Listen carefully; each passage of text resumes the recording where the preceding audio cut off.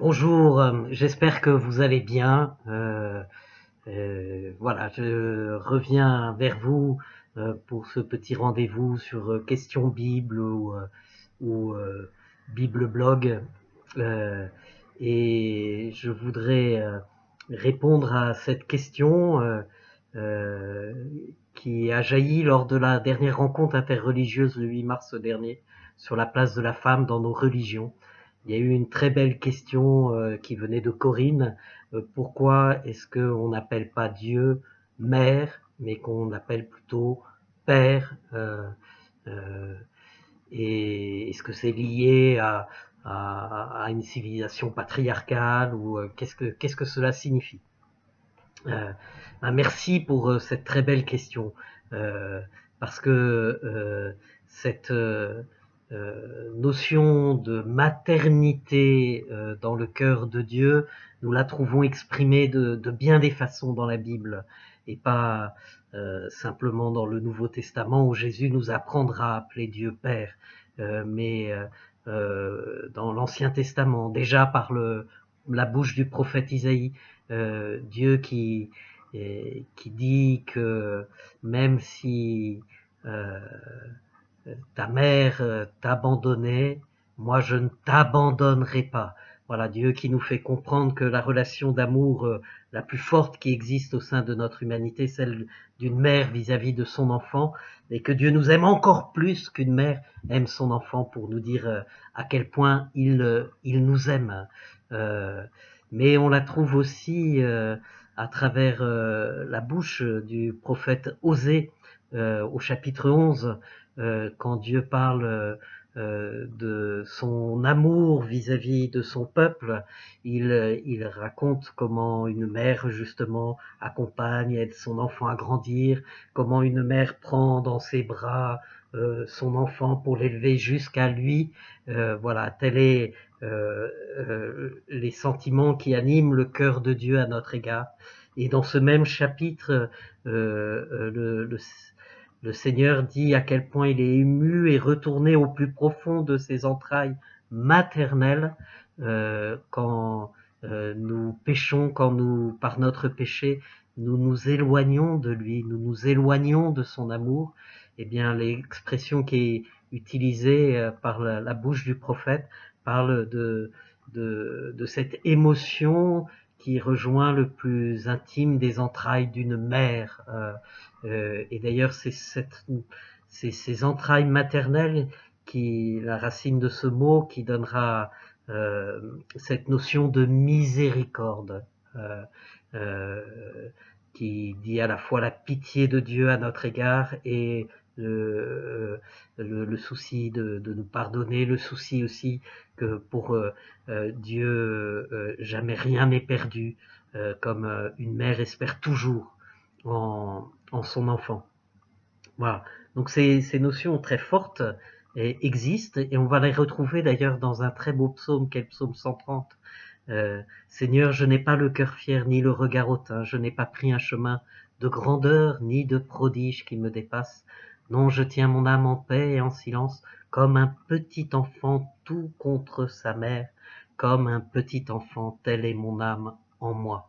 Voilà le psaume de la confiance en Dieu par excellence.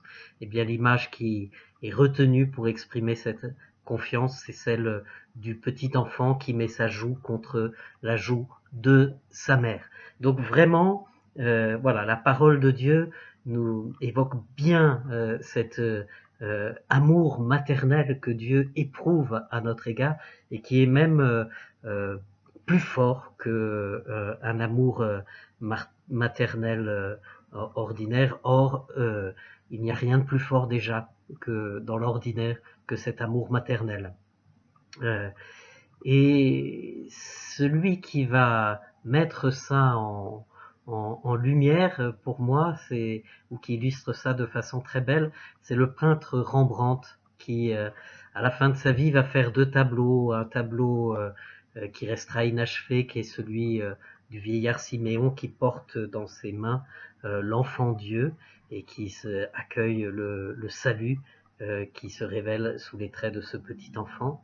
Mais l'autre tableau qu'il a fait quelques mois avant nous parle du retour du fils prodigue, qui est le pécheur retrouvé. Vous connaissez cette parabole du père qui avait deux fils et dont l'un des fils part, s'éloigne et puis finalement revient dans la maison de son père.